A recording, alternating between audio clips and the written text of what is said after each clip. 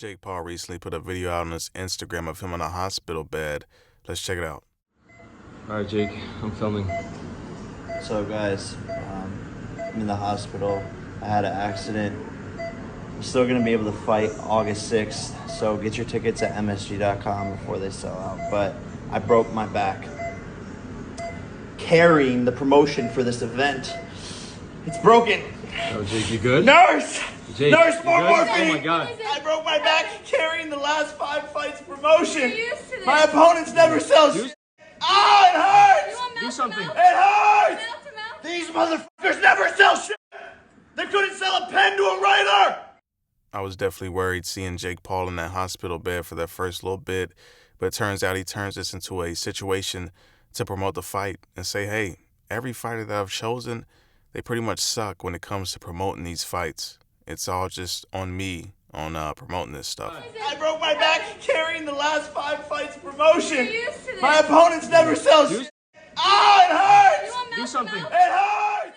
Ariel Helwani recently did an interview with Hasim Rahman Jr. on the MMA Hour and brought up this Jake Paul video we just watched and described it to him and asked him, does he feel like he has to do more to sell this fight? Does he feel like he has to dial it up, compared to Jake Paul, who's basically saying he's carried the promotions and sold the fights over and over again, while his opponents really didn't do that much? Hasim Rahman Jr. responded saying this. No, I seen it, but I don't see, like, what does he want me to do? I'm not about to buy my followers like he did. Does Jake Paul really buy his followers, though?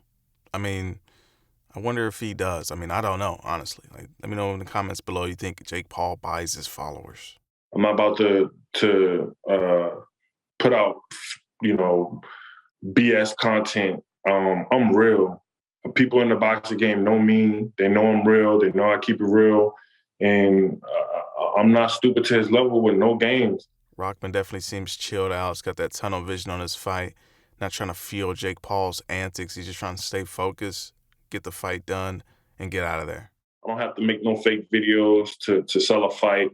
I'm a real fighter. And when I get there on August 6th, that's what people want to see. They want to see him versus a real fighter. So that's my job. And he is certainly a real fighter. And I think Jake Paul's team knows that. Hell, even Logan Paul and Jake Paul's manager said that this is a very high-risk situation for Jake Paul. August 6th, I don't care how many pay-per-views it sells because I'm getting 0% of the pay-per-views anyway. So I do think that's kind of ridiculous that Jake Paul's not going to share the pay-per-view revenue with Hasim Rahman Jr., who's basically saving the show on last minute. But to Jake Paul's credit, Hasim did say that this is his highest paid fight that he's ever had. What am I helping you ramp up the pay-per-views for? When y'all sent me the contract and said I get 0% of the pay-per-view. So how is it my job to help you sell the fight? I kind of agree. I mean, he has nothing to benefit from trying to sell the fight any more than he already is.